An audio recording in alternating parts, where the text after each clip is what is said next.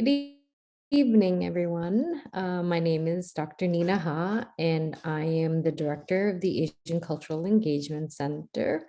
Welcome to our final inspiration series of the semester, and also welcome to APITA Heritage Month. We are sort of in the midst of it right now.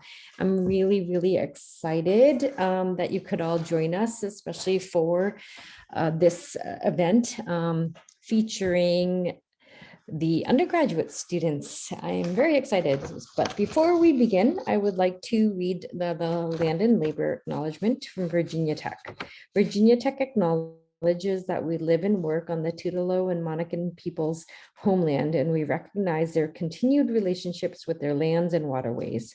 We further acknowledge that legislation and practices like the Morrill Act of 1862 enabled the Commonwealth of Virginia to finance and found Virginia Tech through the forced removal of Native nations from their lands, both locally and in Western territories.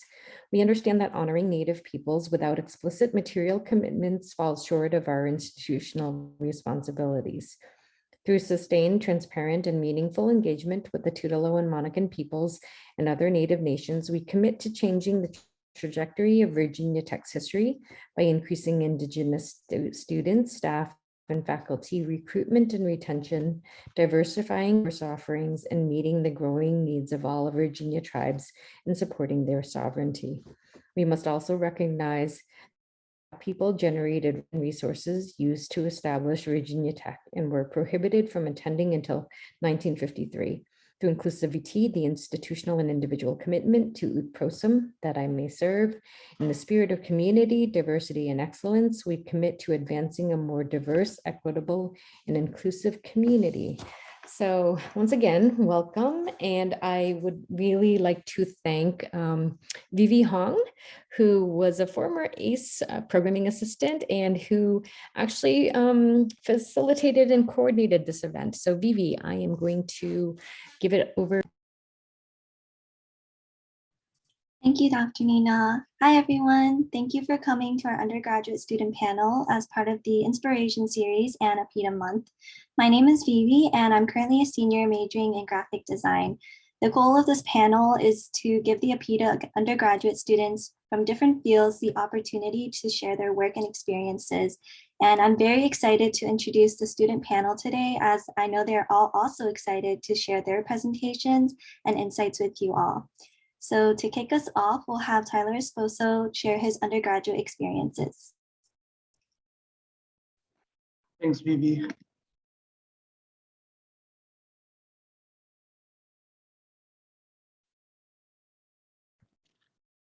Hi, so my name's, can you guys hear me correctly?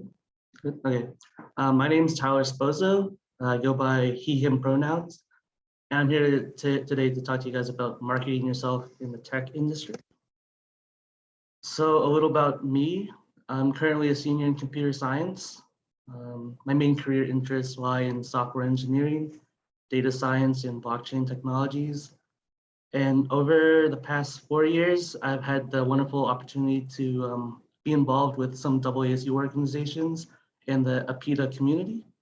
I was an officer in VSA, which is the Vietnamese Student Association, and I was also an active member in SACE.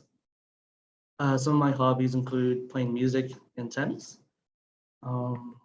So about my Virginia Tech experience, the Virginia Tech community has been nothing but welcoming and inspiring to me. I've been provided a lot of opportunities here the past 4 years, including social opportunities like engaging in AASU, and also some professional opportunities like going to career fairs and going to resume reviews. That was great. Also never been challenged more at any school, more academically or professionally. Hard 4 years, but it's been fun. And I guess being exposed to like a diverse group of people, a diverse student body, and being open to all these opportunities these past few years has really helped me set goals for myself in the future. So, yeah. So in terms of my professional experience, I worked as a software developer intern the past 2 summers at a company called CACI. They're currently based in the Northern Virginia DMV area, and they're primarily focused in defense industry. Through my experience at CACI, I got to gain a lot of experience with a bunch of different front end, back end, and database technologies. One of them being Angular. This is a web development framework. Also AWS, which is Amazon Web Services, and SQL, which is a database query language. They got that right. And I think my most important opportunity I got at this company was getting to collaborate with others in an agile methodology environment. And I'll talk more about that later. So in terms of getting that first internship or that first work experience, your first step should be to apply to as many opportunities as you can, whether it's on Handshake, which is something that's been really helpful to me for finding roles. Definitely take advantage of that. If you're a student here, take advantage of it while you're here at Tech. LinkedIn's good, or through direct applications to a certain company. In addition, you should also be open to all opportunities related to your skill set or like a certain field you want to pursue. So I'm a computer science major. I mainly just look for software engineering roles. If it's relevant at all to what you want to do in the future, definitely pursue those opportunities and apply to them. Since this is your first work experience, your first internship, you're obviously not going to have any actual professional experience. So there's a few good supplements for that. One of them being personal projects. This has really helped me to stand out amongst recruiters and has given me a lot to talk about during interviews. I think personal projects are great because they really showcase a candidate's interest in their desired field, and it shows a willingness to hone your craft. So sophomore year, I actually participated in the hackathon here at Virginia Tech. And what we did was we gathered real estate data from Virginia, and we used this data to calculate the return on investment in certain regions of Virginia. And we would display that, and we got to compete. We didn't win, but it was a great opportunity. And that actually helped me get my full-time role after college at a real estate company. And I think that really helped me to stand out amongst other candidates and really show that I really wanted to work there. Another thing is showing proficiency in industry frameworks. I think as a computer science major, I think Python looks really good. Anything from the meme stack like Node.js, React. It shows that you're willing to learn and you're willing to devote time outside of your main priorities like school or work to really develop your skill set. And lastly, I think pursuing research opportunities here at Virginia Tech are really good. I've actually never had a research opportunity here during my 4 years here, but I think research is just as good as an internship. It shows that you're able to work on a team and you have experience with concepts, technologies, and skills that you're going to need in the workforce. And lastly, I think you should really just show interest to recruiters, whether it's interest in the role or the company's mission. I don't think a recruiter is going to really like it if you're not interested in the company. By that time, you're just like another application in the pile. But anything to stand out, it's great. So how to market yourself. So I think seeking out opportunities that are interesting to you are really something you really want to look out for. So I think if something's interesting to you, if you're going to network with a recruiter or you're going to attend an interview, your passion for that field or that role will really stand out, and that's definitely a plus when recruiting. Also, structure your resumes and conversations around structure your resumes and conversations with recruiters around the certain position and company. This should be common knowledge, but I think so. When I applied to a certain company, I would include personal projects that were related to what I would be working on at that company. Also, you should communicate that you're a flexible person and you have situational awareness, which is really helpful skills when you're working. And lastly, I think attend as many career events as possible. Can't stress this enough. Mainly what's helped me were career fairs. So like if you're computer science like me, I always like to go to CS Source. If you're a business major, BIT, management, accounting, Business Horizons is right up your alley. And then if you're an engineer, I think Engineering Expo and Cameo, definitely look out for those. Also, be sure to attend company-specific events. These are really great. These usually happen around career fairs as well, but these are a great opportunity to network with recruiters one-on-one, get your name out there. And I've seen people get interviews just by going to these events before the career fair even happens. And even if you don't get an interview on the spot there, if you go to the career fair the next day or the next week, the recruiters will recognize you, and that'll also stand out, and maybe it'll help you get an interview. I think it's definitely helped me. And lastly, these aren't as prominent, but resume reviews are really helpful. I know in the past, a few Asian organizations have hosted resume reviews. I actually just went to one yesterday for BSA, but if you're in those orgs, definitely look out for those. And so in terms of my experience in the industry, I'm really grateful. I'm really lucky to have worked on a team that was really encouraging and really welcoming. We were really just expected to learn what we were going to be applying our skills to on the job.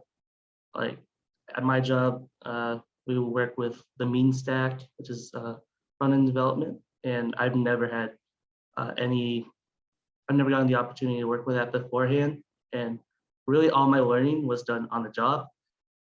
I think the only thing that they really expected us to know when we came on our first day was how to work on a team and have some basic knowledge of concepts and principles in computer science. I think it was a really great opportunity because I got to work in a collaborative and encouraging environment.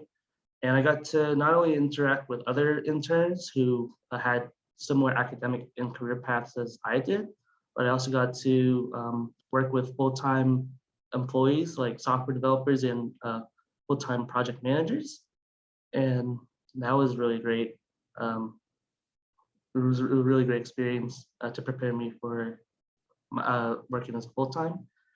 And lastly, I got to gain experience with a lot of modern technologies in Agile, which leads me to my next slide.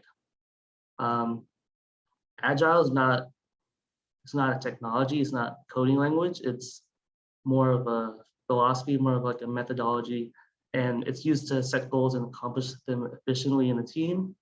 I think the prominent methodology among software engineers and cybersecurity teams was waterfall. And I think the basic gist of that was pretty much just get as much work as you can done for a deadline. But I think Agile is a lot more calculated, a lot more tact. And I'll go over some of the methods that we employed on my team. So the first method is setting tasks, setting goals for the team. And these tasks are to be distributed amongst the team. So say I'm working on a web application.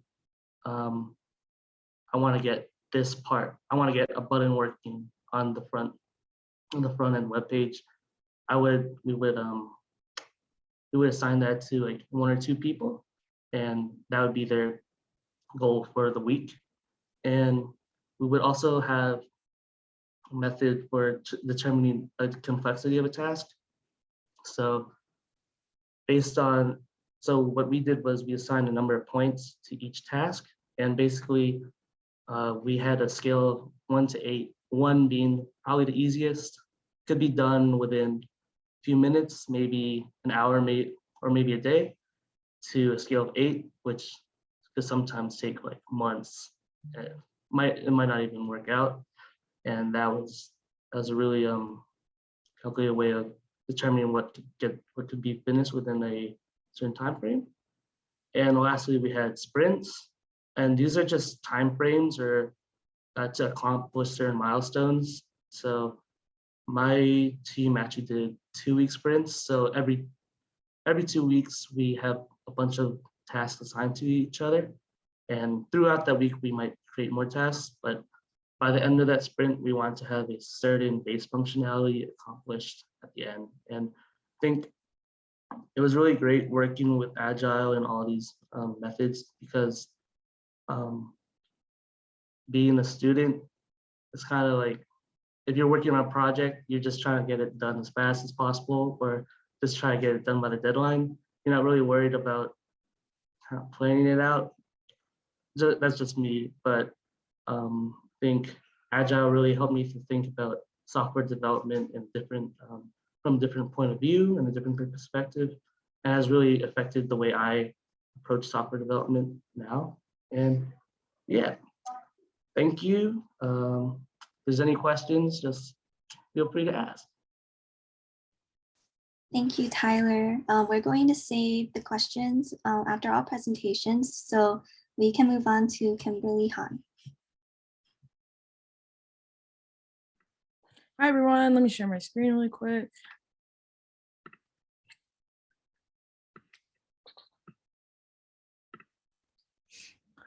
Okay, I'm Kimberly. My pronouns are they, them. This is my 3rd year at Virginia Tech, but I'm graduating a year early. My major is animal and poultry science with a pre-veterinary option and a companion lab animal emphasis. My future aspirations and career goals are to have eventually go to vet school, get my DVM, and eventually hopefully own a private practice as a veterinarian for small animals.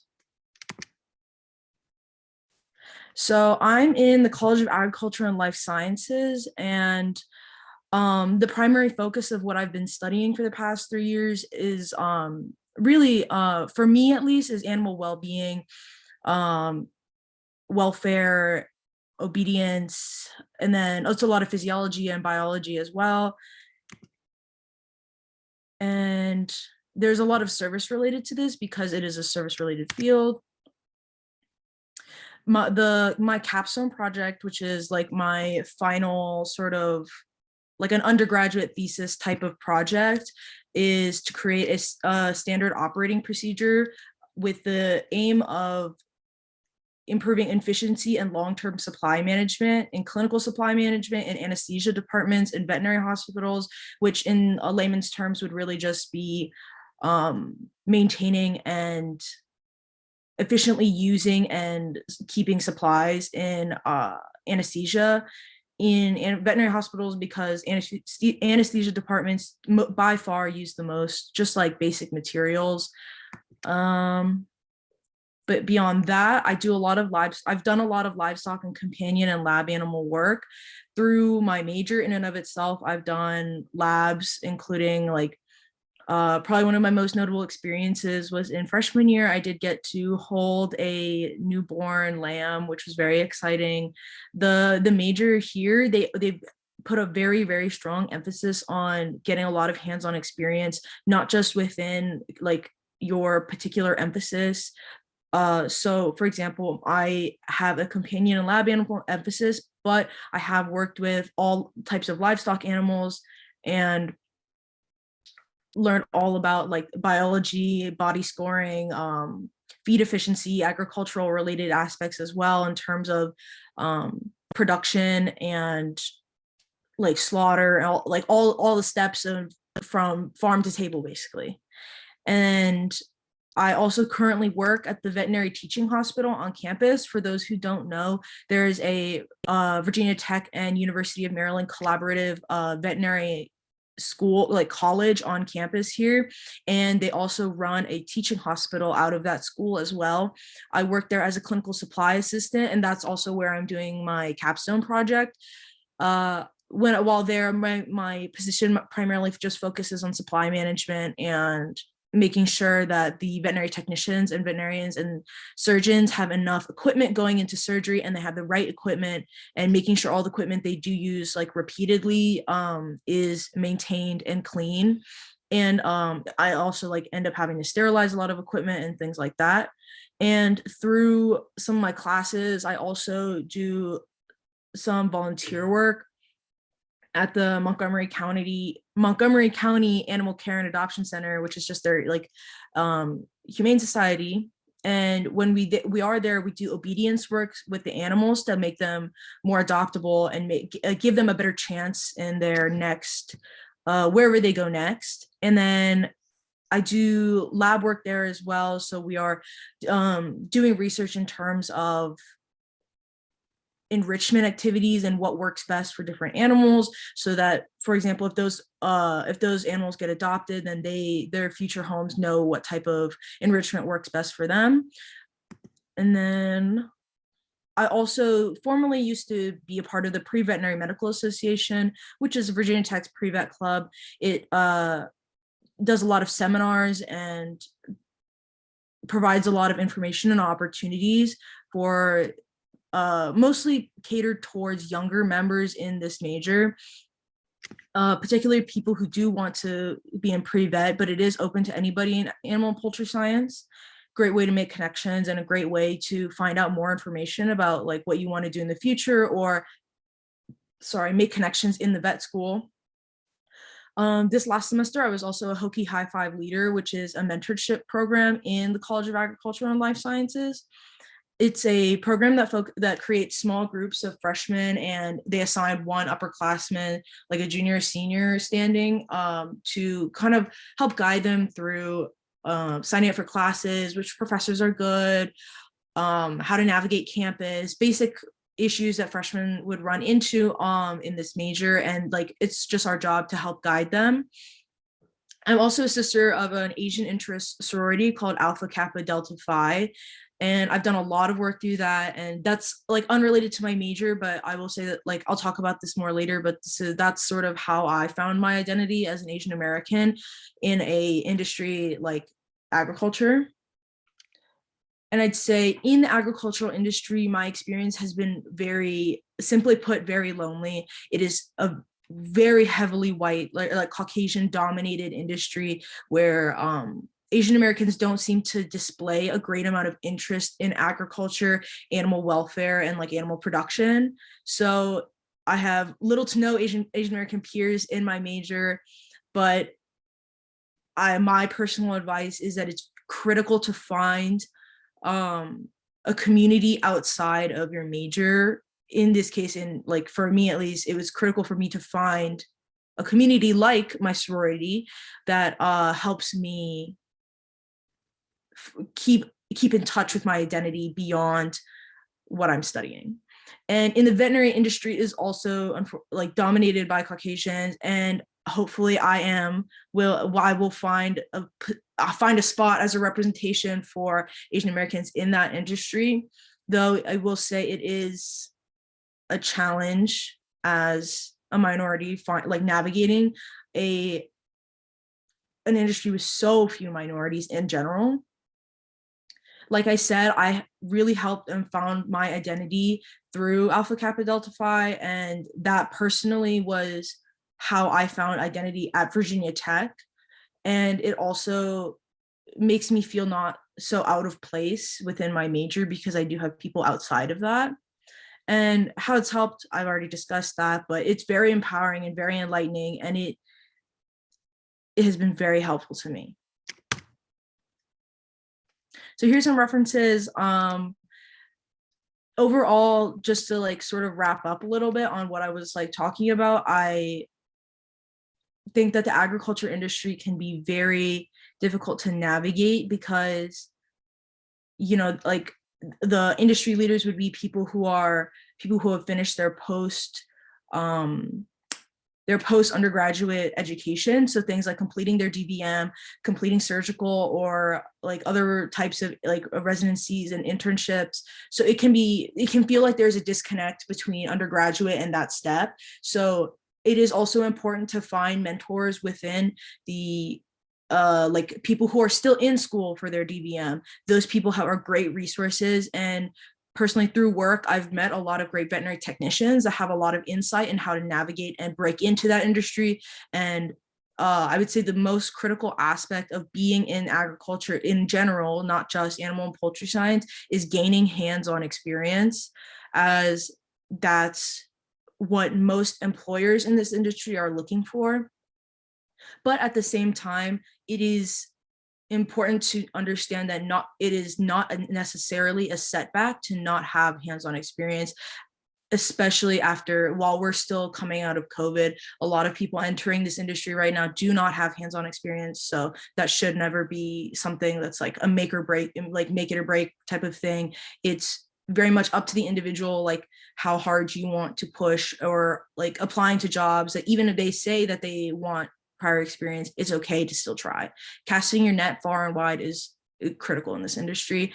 And I think that's all I have to say. So thank you. That was awesome, Kim. Thank you so much. So up next, it's actually me. So I will share my screen.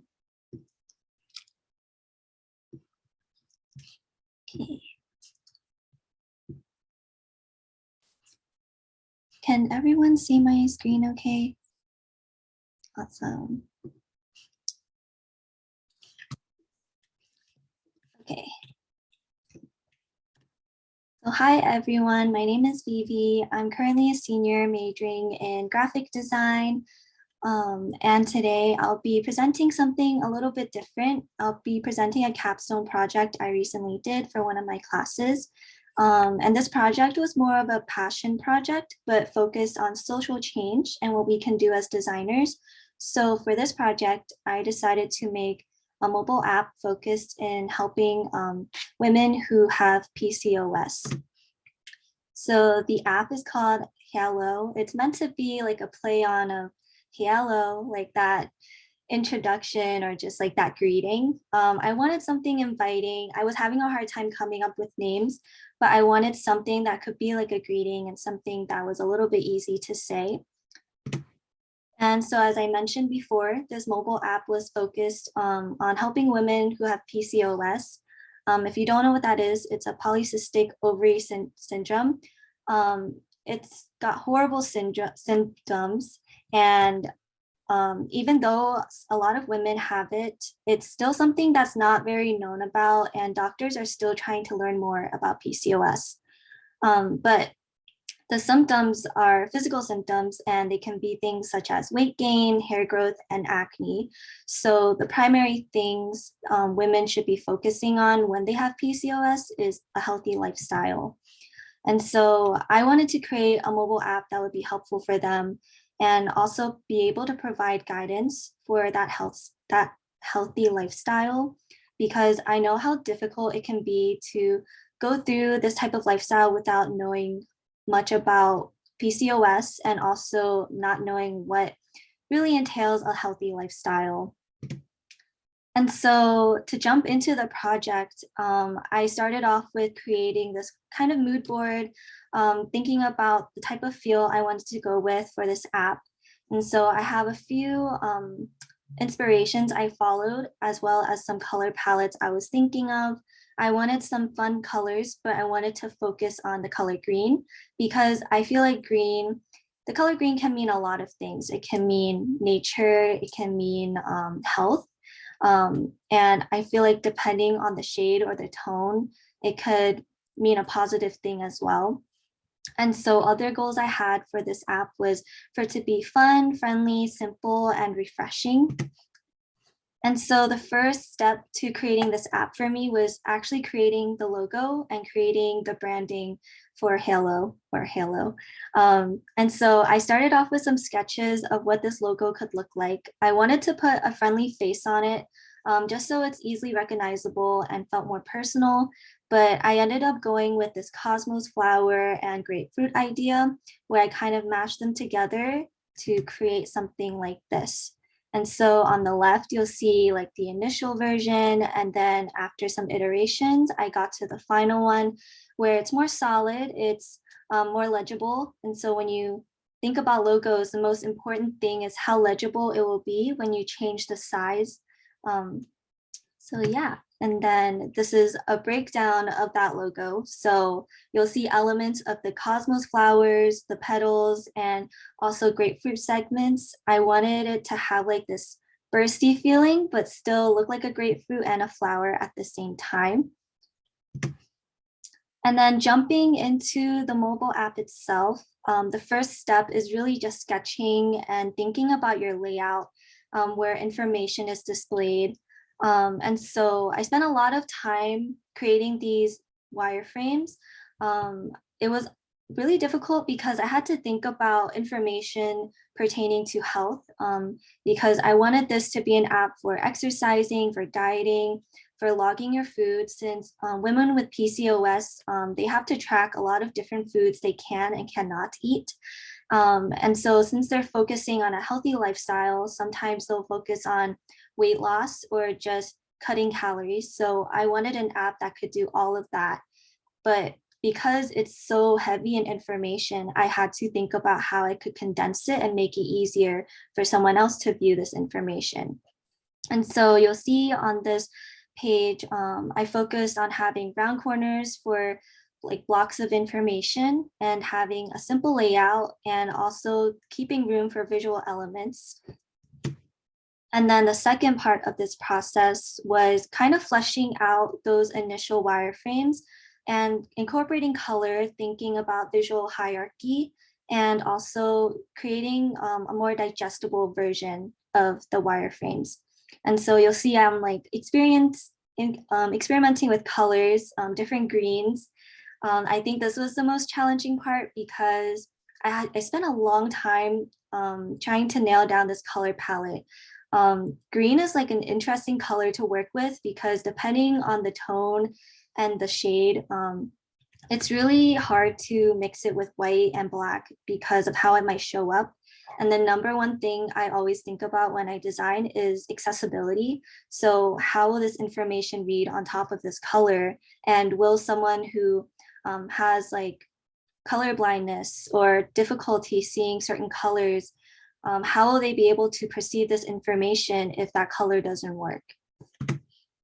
And then the final stage was just really tightening up that last stage. And so I finally established a color system. I went with like this, I guess, colorful, but also not too earthy green. I felt like it showed up really well across different screens. And also backtracking on the illustrations and the other elements I had before, because I wanted something simple and easily digestible. And also focusing more on how I can display the information differently instead of just decorating the app. And so this was mainly the final product. And this is the style guide I went with. Like these are all the colors I had and the fonts I used. And some learning points for this project is it's definitely not easy trying to make a digestible app that has to display a lot of information. Keep in mind, I did do a lot of research before just jumping in and designing. It's just that I didn't get a chance to show that here, but I did have to research a lot about women who have PCOS and have to live with that every day. And I had to learn about like what their struggles were so that I could create this app that could help solve their problems or make it easier for them to face their problems. And overall, I think I did a pretty okay job. I'm pretty pleased with the app itself, and I'm hoping to expand it further so that maybe one day someone could actually use it. And another thing I learned is green is really hard to design with, and I'm probably never going to use green ever again. But yes, that wraps up my presentation, and feel free to visit my website to view my work. Thank you. So next we have Diana Kim. Hi guys, let me share my screen really fast. Can you guys hear me, by the way?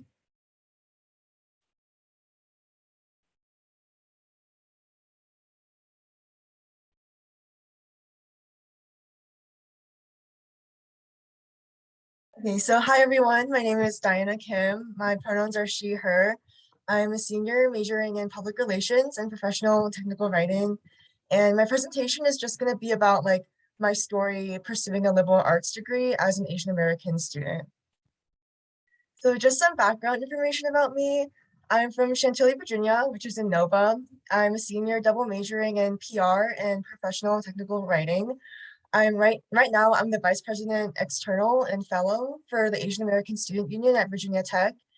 And some of my hobbies include journaling and writing, reading, baking, working out sometimes, and calligraphy. So chapter 1 is the beginning of my story, where my story starts. So this is me graduating in high school. And in high school, I originally wanted to pursue an art degree in college. I remember like all 4 years of college, I was preparing up until that moment where I would like apply to art school. But at the very last moment, I decided that maybe that just wasn't my path. So I was kind of left in the dark. I didn't really know what exactly I wanted to do besides art because I spent so much time preparing for art school.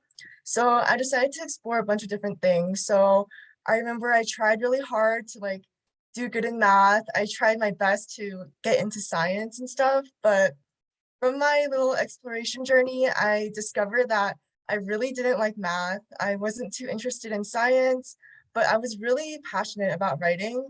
But I still didn't really know what I was doing after like that journey I took.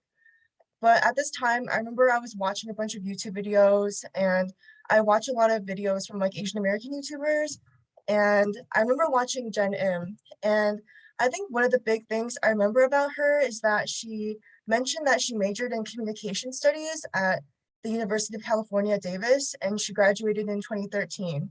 And she spoke really good things about the major. She really enjoyed it. So I was like, okay, so I see someone who looks like me, an Asian American woman, and she's also pursuing a non-technical major in college. So I was like, you know what? Sounds cool. I think I'm gonna do that too. So I submitted my application to tech under communication studies and I waited and I waited and I waited. I think I waited about like 3 months and I finally got the letter that I got in. So obviously I'm here. So chapter 2 is the middle. And yeah, so this is me my freshman year. I had a lot of fun freshman year. I surrounded myself around a bunch of new people. I met a lot of new friends. I met a lot of new classmates. And I also got really involved in campus. I did like the big event, as you can see here. I dove myself into a bunch of different student organizations, and it was really fun. But I still didn't really know what I was doing in terms of like my major and stuff. And the only thing that, well, the biggest thing I can remember from like my experiences in terms of my major freshman year was just people doubting me because I wasn't pursuing a STEM major in college. And I remember a lot of people would like tease me playfully about like my decision to pursue like a comm major. And I would often get like criticized and questioned over like why I made this decision. And these are just a few things I would hear frequently. Like people would tell me like, oh, why did she go to a tech school to study liberal arts? Like, what can you even do with a communications major? Good luck being unemployed after you graduate. And she's gonna regret it. And I remember hearing this like in one of my comm classes. She's Asian. Why is she majoring in communication studies and not engineering? And this really bothered me because I felt like it put me in a box.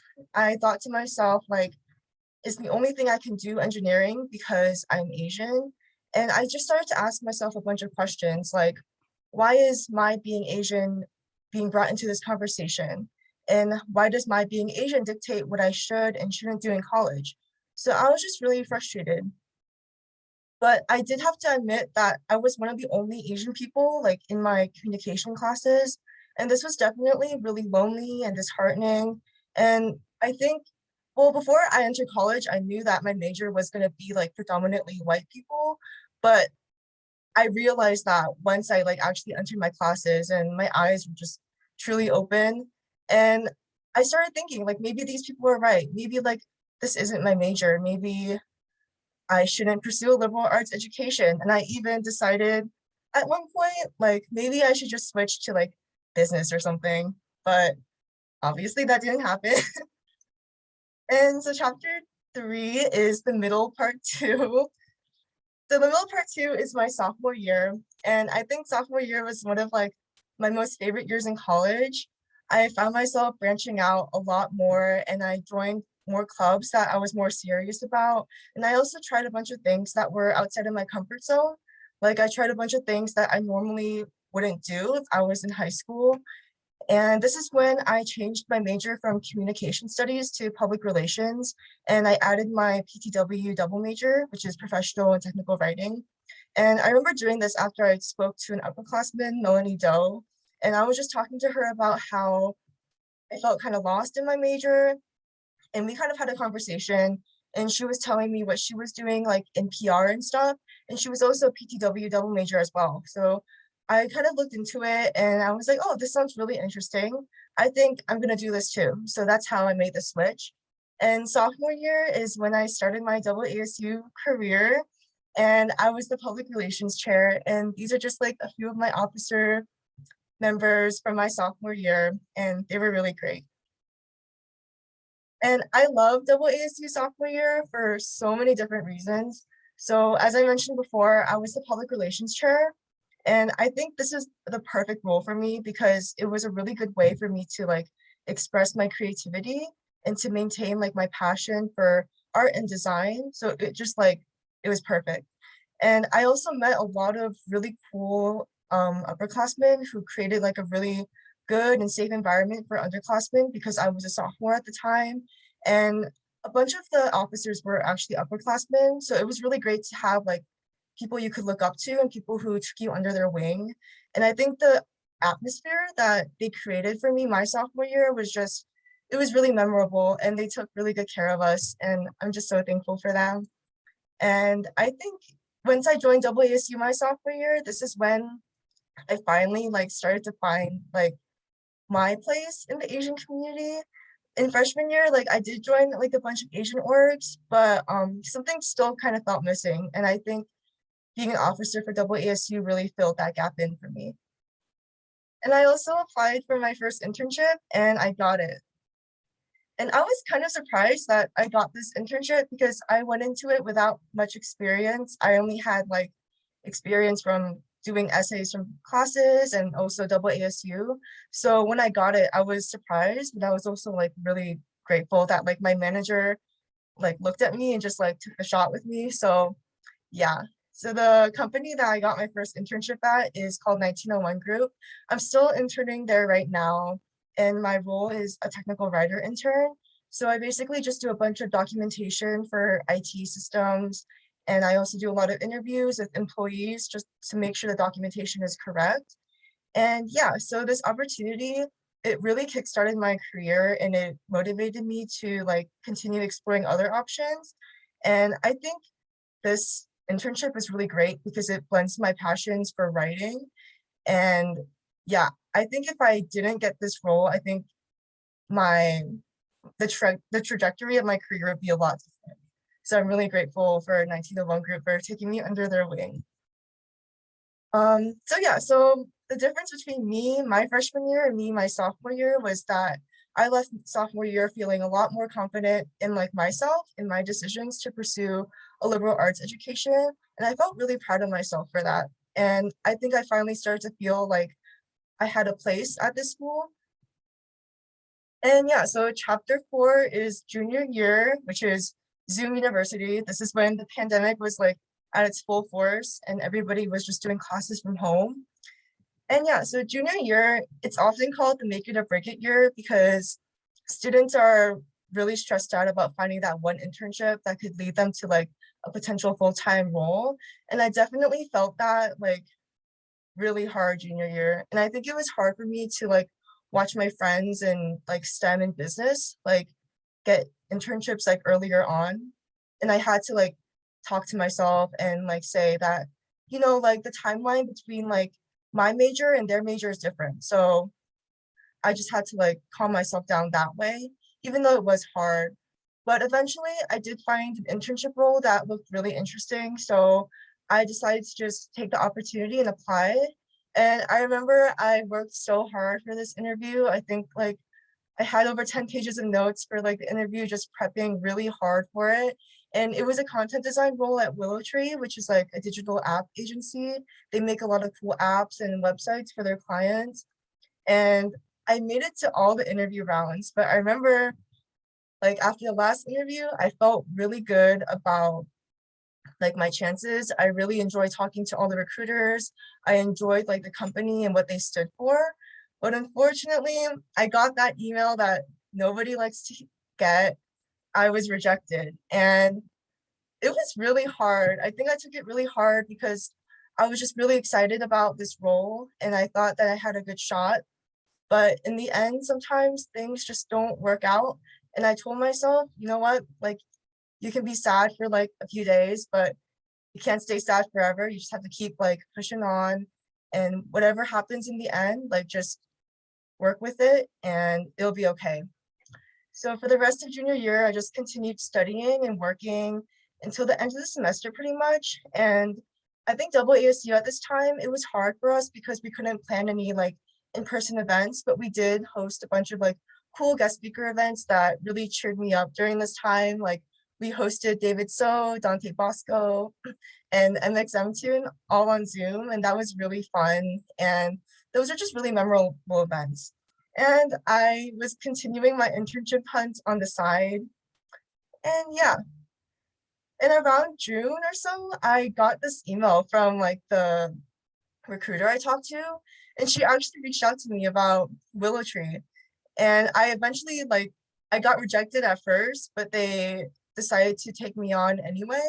And I was super grateful for this because I think this really kickstarted like what I wanted to do, and this really solidified what I wanted to do with my career after graduation. So I think I was right to just like trust the universe because the universe always has like a place for you, I guess. And I think everything worked out for me in the end. So chapter 5 is my summer at Willow Tree. And my summer at Willow Tree was really great. I had a lot of cool mentors and all the interns in my cohort were really fun, and we all bonded over having like an internship over like Zoom on our MacBooks. So yeah, everybody was really cool. And I learned all about content design at Willow Tree. And content design is a pretty new discipline in like the tech industry. And it's a lot different than technical writing, which is like what I was used to. So technical writing focused more on like really technical elements and it could get a bit dry at times, but I found content design to be a lot more exciting and dynamic. And basically what content designers do is they design information and communicate information to users in the best way possible, whether it be like deciding to put an icon here rather than there, or writing text in a really simple way for users to understand. Content designers, they're the ones like behind all that. And I just found it to be really cool. And I think the most memorable project that I was on was writing UI text for an in-vehicle car app. So to the right, that's just like a mock-up that one of the product designers did. And my job was to write some of the text that went inside like the in-vehicle car app. And it was really cool because I could see like my work being produced in like an actual product. And I think it was just really fulfilling in the end. So chapter 6 is my present and my future. So right now I'm working my way slowly towards graduation, and it's actually next month. And it's kind of crazy that we're all graduating so soon, but I think it just shows like how much time we put into college and how fun it was. And I'm also finishing up classes and wrapping up some final events for double ASU. And after graduation, I'm going to be moving to Columbus, Ohio, where I'll be working at Willow Tree full time. So I'm really excited about that. And some things I learned throughout like my college journey was that it's okay to ask for help. I remember I asked like Melanie Doe so many different questions about like my major. And I remember I asked her like a bunch of different questions, and like I asked her for tips on like my very first interview. And trust me, like they're always going to be welcoming to you, and they're always going to be willing to help you. So it's never like it's never not okay to ask for help. And also, I recommend taking like a leap of faith whenever it's possible. I definitely did that with double ASU when I ran my sophomore year, and I did that with 1901 group. Because sometimes like things might happen that you won't think about. Like I didn't think I would get 1901 group, but I did. So just taking the risk is really good sometimes. And I also recommend like people who are in underrepresented like disciplines to not be discouraged by the lack of representation, but rather use it as your encouragement and your motivation. Because even though even though I don't see a lot of Asian people like in my field, maybe I can be that person who can inspire like future Asian Americans to join my field. So I always try to think about it like that. And lastly, I always try to tell myself to like not limit myself because I don't follow the conventional standards. And I just tell myself, break the barriers and just like be yourself. And yep, that's it for my presentation. Thank you. That was so inspiring, Diana. Thank you. And up next, we have Simon Lei.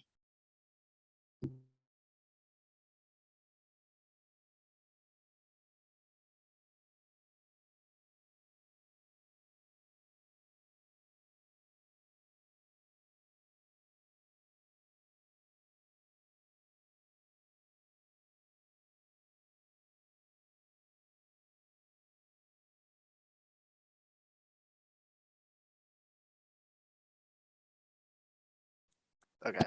Wait, can you see my PowerPoint screen or is it the other screen? Yeah, we can see your screen. Okay, cool. Okay. Yes. Hello everyone. I'm just gonna go over like another field I see that's growing at Virginia Tech and other schools, and just I feel like that's incredibly important. So yeah, cybersecurity by Simon Lee. So okay, just a little bit before we start, I just wanted to talk a little bit about me first. So my pronouns are he, him. I'm from Fairfax, Virginia. I'm going to be an incoming cybersecurity consultant at Booz Allen. And yeah, I'm a Virginia Tech senior. I'm majoring in business, information technology with the cybersecurity concentration. And I'm minoring in computer science as well. I'm graduating May 2022. And some organizations that I'm a part of is just VSA and SACE. So now I just want to like highlight some like interests. So some of my interests is for cybersecurity. I want to get into like penetration testing, cloud security, and cyber forensics. So penetration testing is similar to like a lot of people call it like an ethical hacker. So you're hacking for good. You're testing a system to make sure that there aren't any vulnerabilities. There's cloud security where a lot of like technologies now are built on like cloud. So you want to make sure that you're not gonna have any like hacks or anything like that. Forensics is when you actually have an incident. So you're kind of like a detective trying to figure out how someone got into your system and how you can prevent that. Outside of school, I'm a photographer and videographer at Virginia Tech. I'm also an automotive enthusiast. So basically, like I just like cars, and I enjoy working out. Some goals I have, I just want to just keep exploring and learning what fits me the most. I feel like coming into college, I always wanted to be an engineer.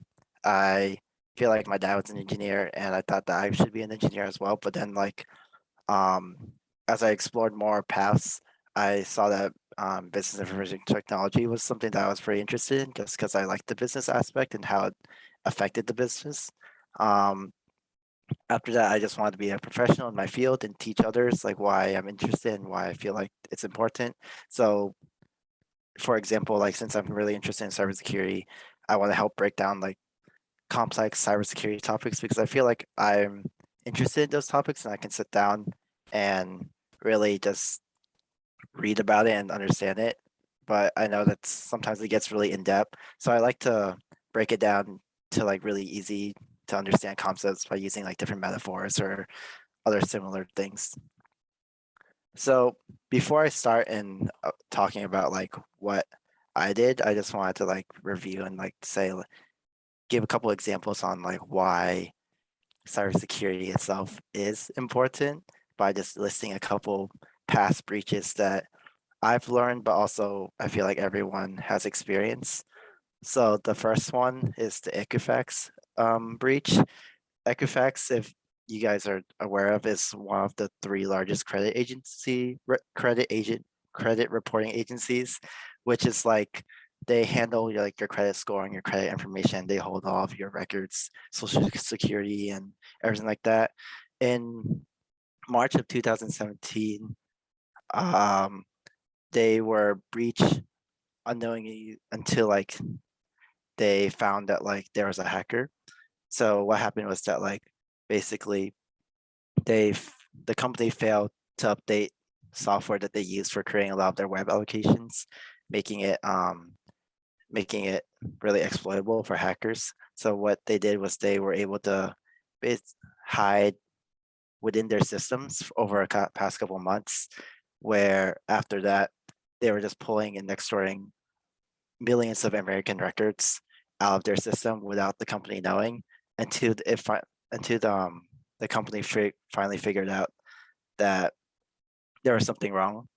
So in May of 2017, they finally reported to the public, but at that time it was already too late. The hackers already took about 147.9 million American records. So if you think about your credit card numbers, all of your personal identifiable information, which is like your name, address, where you live, anything that you put into like what you think is secure and protected, your social security, for example, is all being sold on the dark web and black markets. And because of that, at the result, Equifax finally agreed to pay up to like almost like $600 million, up to like almost $700 million due to failure to take responsibility for securing the networks. And this really put the company and other companies in the same field to put a great emphasis on hiring better security professionals and having that communication. Because a lot of usually what happens is that people tend to design applications and stuff before they think about the security behind it. So now it's kind of like the reverse on how you want to secure an application before you create or add more features. And then the next one I feel like everyone knows about and has either seen on the news or take part into, which is last year in the Colonial Pipeline, where we all went out to try to get gas when we heard the news. So in April 2021, the Colonial Pipeline was hacked. Basically the pipeline itself is one of the largest fuel pipelines in the US, which supplies nearly half of its fuel to the US, to the East Coast. What happened was that like a hacker was able to gain access through using an old account, using a password that they found on the dark web. It's actually really common to find passwords like this because, like, for example, a lot of people tend to use the same password for multiple accounts.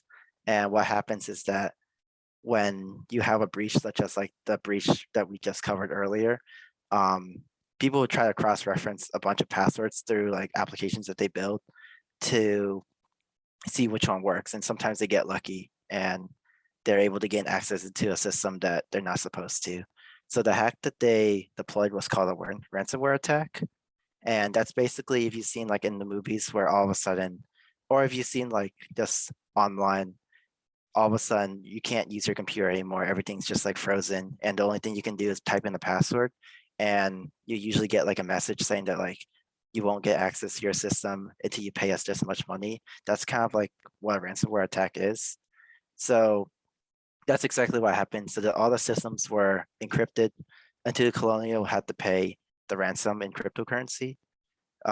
What they did was they had to stop the pipeline. So that's why everyone was rushing to get gas, because they thought that like there'd be no more gas forever. But in the end, the Colonial Pipeline actually had to pay the cybercrime group, which is called DarkSide, $4.4 million to regain access back into their system.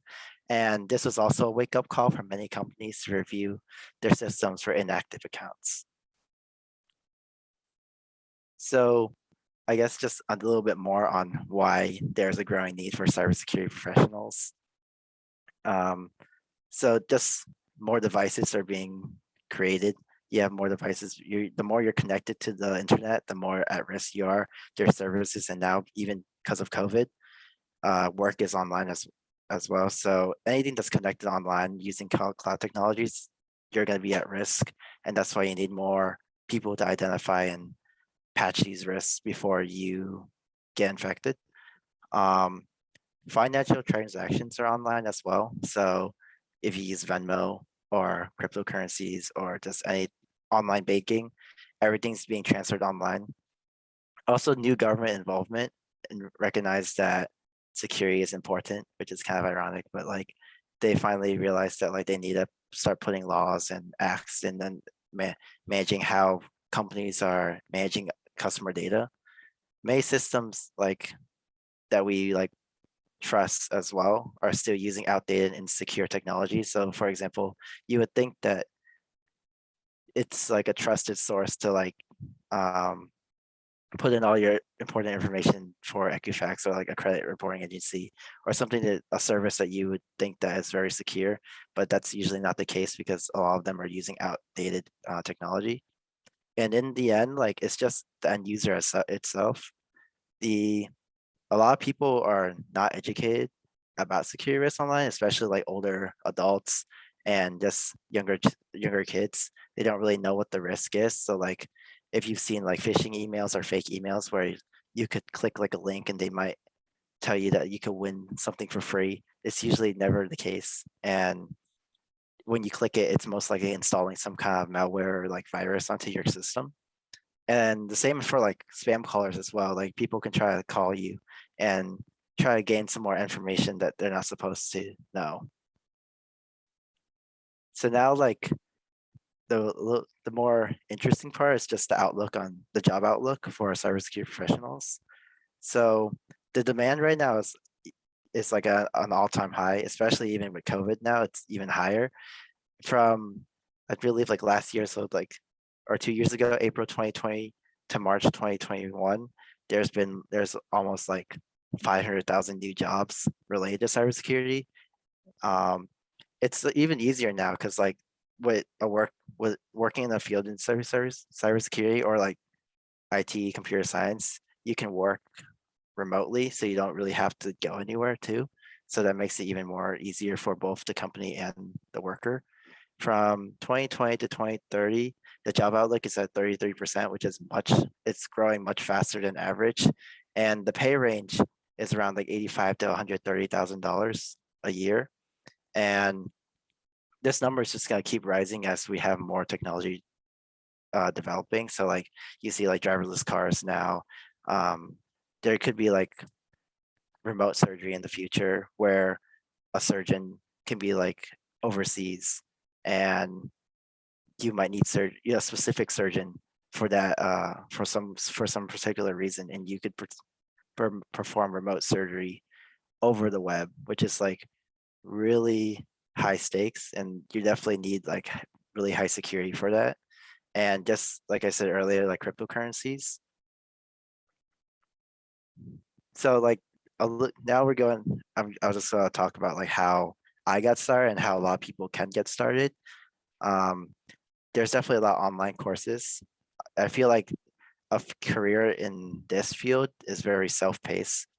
So if you're like self-disciplined and you're interested in it, then you definitely can just learn it on your own. So there's a lot of courses such as LinkedIn Learning, Udemy, and like YouTube. If you're looking for something for free, I recommend YouTube. I learn a lot on YouTube. But also just certifications. So if you're more interested in IT and cybersecurity certifications, you can go for the CompTIA route.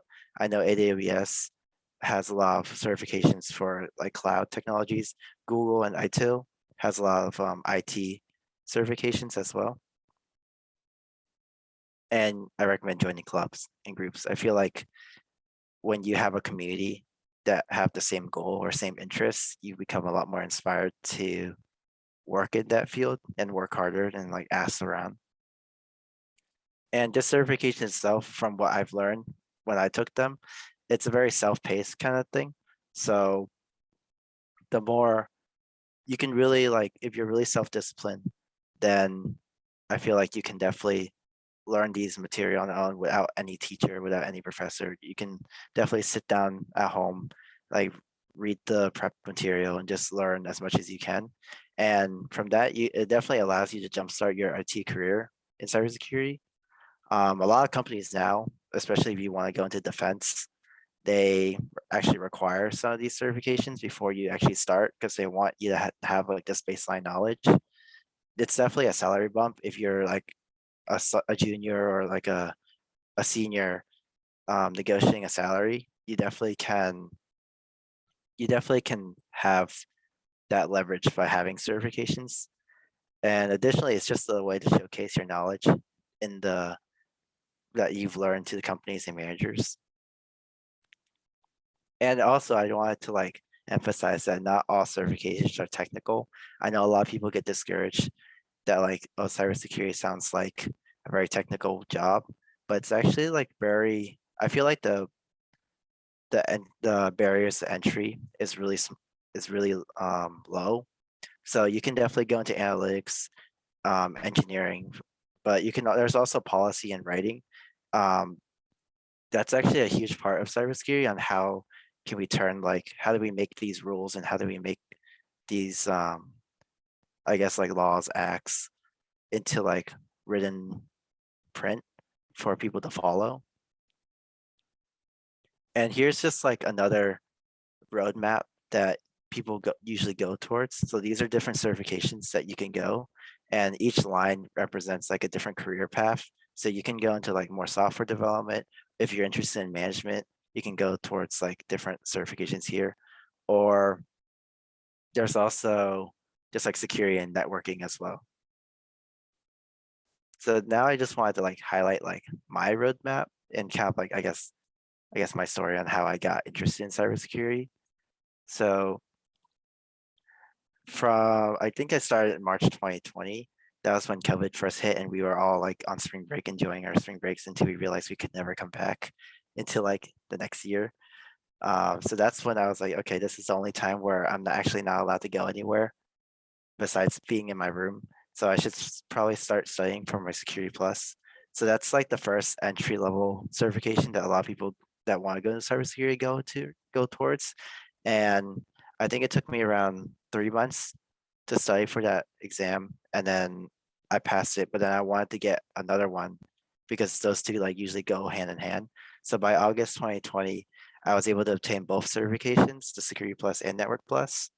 And going into September 2020, that's my junior year, I was able to get an offer at CACI, which is the same company that Tyler worked at. We were actually coworkers, but we were different positions, and I was a cybersecurity engineer intern there.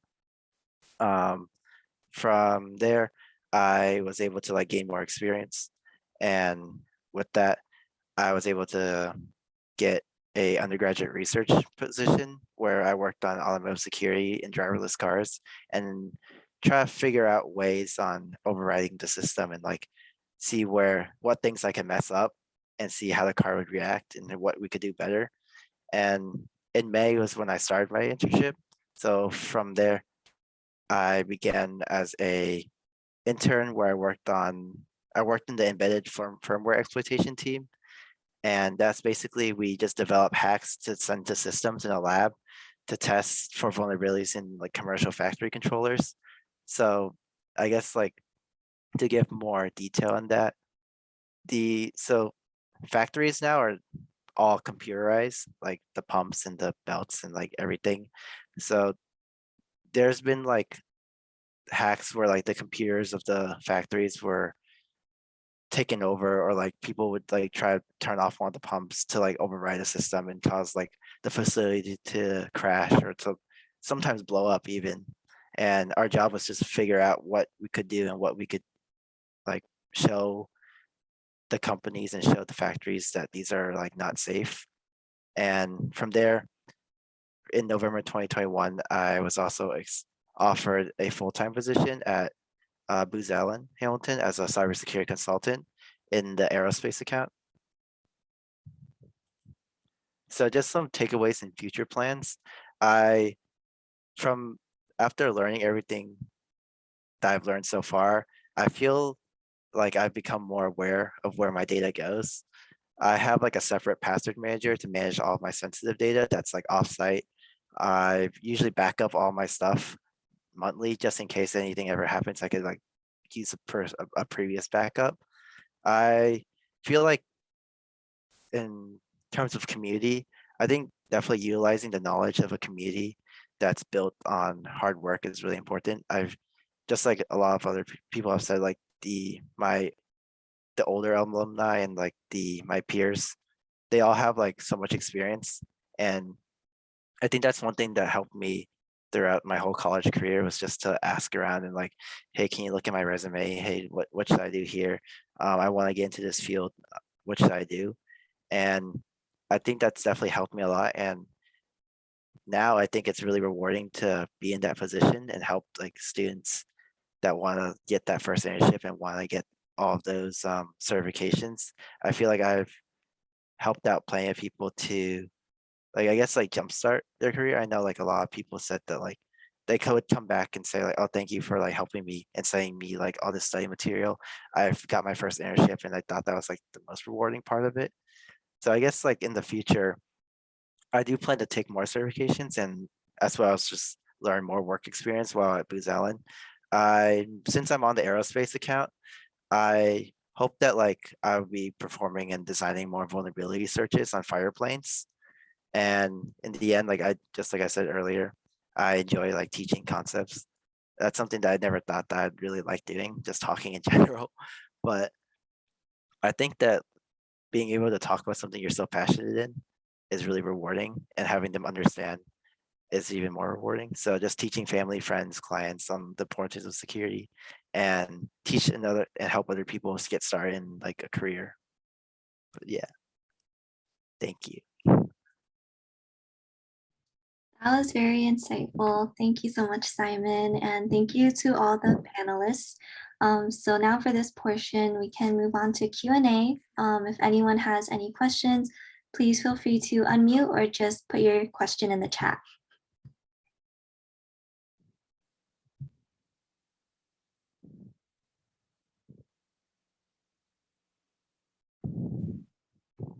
So, I have a question. I think what I find so fascinating about all of you is just trying to negotiate or navigate through sort of being in college, but also learning more about yourselves throughout this. So what is one sort of takeaway that you think you can probably share with others about being a PETA, about being at Virginia Tech, and one piece of advice that someone gave you that you think you should?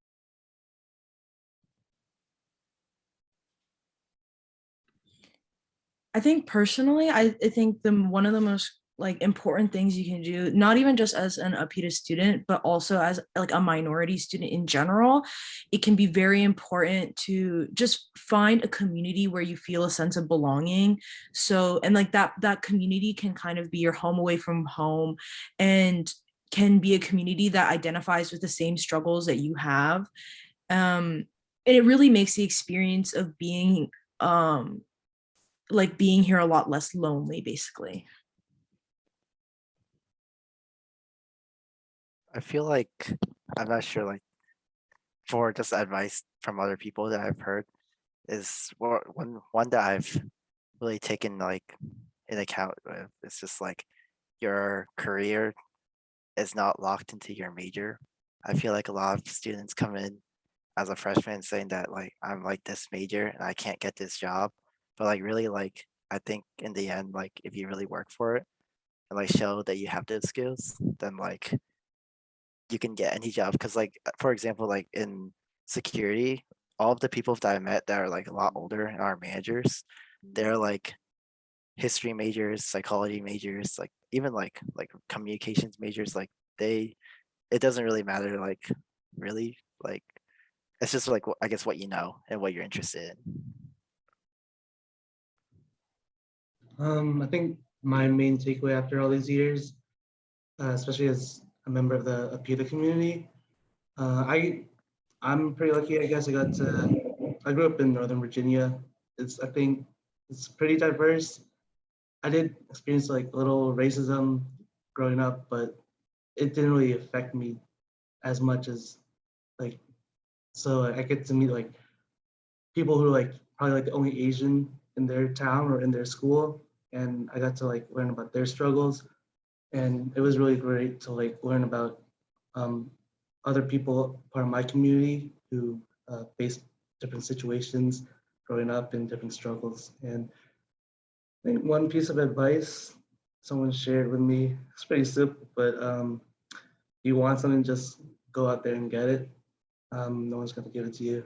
And I think that's being a minority and being a part of the PETA community that really resonated with me. And that's kind of how that's affected me, like career-wise, academic-wise, and socially. So yeah. I think for me, I remember my freshman year, a senior told me like something that's really stuck with me, like especially now, and it's to take risks and to take all the chances that you have, because like the worst thing that can happen to you is like either like not getting that position or like not getting that role you want. But like just the fact that you tried means like you can leave without like any regrets. I think it's better to try something and fail rather than to like not try something and just wonder like what would happen if I did do that. So yeah, I think my piece of advice is to just take your chances and roll with the punches. And I would have to agree with what everyone has said so far. I think my biggest takeaway is definitely networking and keeping your connections, especially like having a tight knit community you can belong to and having a group of people you can relate to and also share your experiences with. I think that is so important as an APITA student. I think certainly for me, a lot of my connections have helped me with like building a career and getting better with like my designs and like my projects. And so that would be my one big advice for someone who is entering college and is trying to figure out how they can expand their network and connections. Thank you. There are a lot of questions in the chat. So Dr. Haas, do you want to share? Well, I put a lot in just because there weren't any questions, and I did have questions. I had a lot of questions, but if there's other students who have questions, I think their questions should go first, and then but mine could be skipped over, or people could follow up with me later too. So I think, yeah, I think there's other questions in the chat that could go first. There was one from Songchun Jung. Do you want to share? Want to ask your question? Yeah, so as a senior, the question is, as a senior, do you have any advice for freshman students trying to prepare to get a good internship opportunity in the future? So I think, I'm assuming you're a freshman now, but sophomore year is when, not most companies look for juniors, but when you're a sophomore, you start to get recognized by more companies. And I think this summer, I do personal projects. I get your resume looked over by a lot of people. And I'd also like start applying to roles right now. So when it comes recruiting season, you might hear back. Yeah. I guess to follow up on that one, Tyler, Dr. Haas asked, how do you describe personal projects on your resume to make them sound comparable to work experience? Oh yeah, it's a great question. So I know for me, I'll change, depending on the role, I'll change my resume to reflect like things I'd actually use if I was at that role. So I think a lot of my personal projects, they do have to do with computer science, and mostly when you're looking at roles for software engineers or data scientists, they'll include programming languages you need to know, or technologies you need to be familiar with, or even like how you work on a team.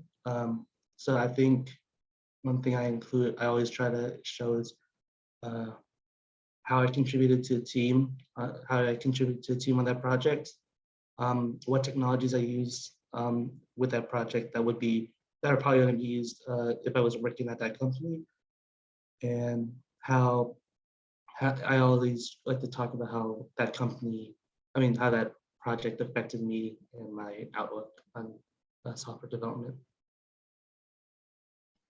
Thank you, Tyler. Yeah, thank you. That's super. To follow up with Simon, there's a question about do you have any recommendations for engineering clubs or groups at VT? And especially computer science. I definitely recommend like going to like when I was a sophomore, I was a historian for SACE, and like from there like I met a lot of like alumni and like other people in the engineering field, but also in science and other things. That's actually how I met Tyler. That's how we became pretty good friends, and I feel like in any club there are always like other engineers and other majors that you might meet. So you don't really have to like narrow your scope to only engineering clubs, but like anything you're related or interested in, like other hobbies and stuff, there's other people that could have other majors like that. So I'd recommend SACE. Tyler, you know any CS clubs? Yeah, I think if you want to get like interview prep, computer science interview prep, I would definitely try and join programming team or go to like their workshops at least. There's also Linux group. I don't know if you're interested in that, but check that out. And there's also a cybersecurity club Yeah, on campus. there's cybersecurity club as well. Check that out. And Dr. Haas, you had a question for Kimberly, and I thought because you're also in manners, maybe you two could also connect in some way. Yeah, I would love to connect. I'm sorry I didn't meet you before your senior year, but yeah, I hope you can come and get involved in our manners chapter because we love to connect with alums too. But I see that Kimberly answered my question in the chat about whether SOPs can be used across state lines. I didn't know if like anesthesia supplies were restricted. Some states have restrictions on needles or certain drugs, but she says not. So that's handy. Then that could be something really broadly applied. That's very cool. Yeah, like just really quickly, a comment I guess is that like the only things that are usually restricted between state lines is more so like methodology for sample collection, surgery, and use of lab animals are the three things that are like most heavily restricted and like controlled between states, particularly use of lab animals in research. Not many people know this, but it's actually very, very heavily controlled and monitored. Like, and it's not nearly as bad as a lot of companies necessarily make it out to be. But yeah. But so different states actually have different laws. Like I could do one thing with rats in this state, but I couldn't. But in another state, I could only use gerbils or something like that. Yeah, that's a pretty good example actually. Like different animals can be used in different states, or like what they qualify as lab animals or like research animals like varies between states as well. Like how they define that term or like what animals fall underneath that definition. Oh, interesting. Thanks very much. And then there was a question for Diana about from Dr. Haas again about do you have any suggestions on how to encourage other students to get engaged earlier? And by the way, technical writers are awesome and so important. Thank you, Dr. Haas, for your question. And also thank you for the shout out for technical writers. I think for me, my suggestion would be for freshmen to like join first as like general body members of like the Asian organizations that they're interested in. I feel like the Asian orgs at Virginia Tech, they do a really good job at like really plugging in like their underclassmen members. And I think that's why I was so involved like my freshman year. And a lot of Asian organizations, they have like programs for underclassmen, like a lot of orgs have like intern programs or freshman representative programs. For the Asian American Student Union, we have like our own intern program. And that's how underclassmen usually get like plugged into AASU in particular. And I think in general sense, like to be a leader for like the PETA community, I think the biggest piece of advice I can give is to like stay updated with like current events, stay updated with like the things that are happening within our community. And yeah, I feel like anyone can be an advocate. Like you can advocate on social media as well. I feel like that's super powerful. Um, yeah, I still have a lot to learn as an advocate myself, but I feel like baby steps are like the perfect way to go for that. Thank you. Yeah, it's really inspiring to hear how powerful that experience was for you. And I think both Simon and Vivi answered your questions in the chat as well. Simon, do you want to read yours? It's interesting.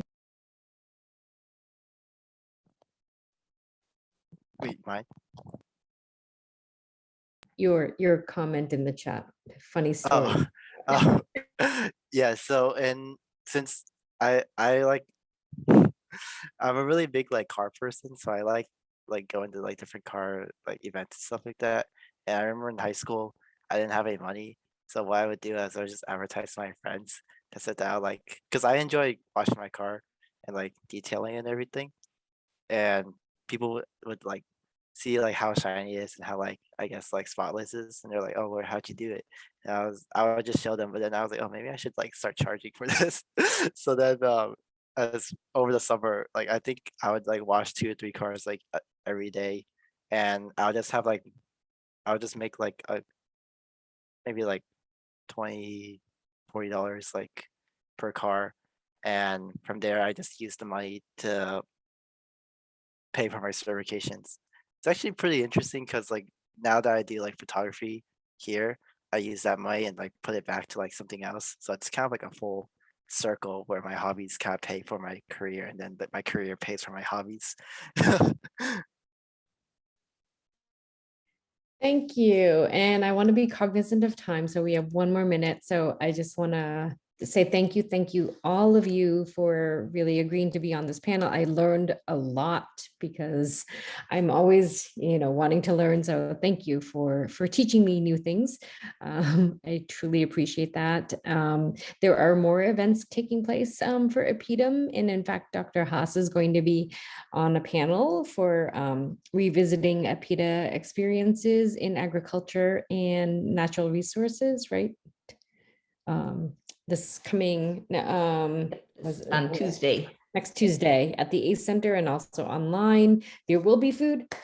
So for those of you who are trying to deal with meal plans, here's a free food your way as well. But thank you everyone for your support, and I'm just really grateful for all of you, and all of you inspire me every day. So I really, truly appreciate it. Thank you, everybody. Great job.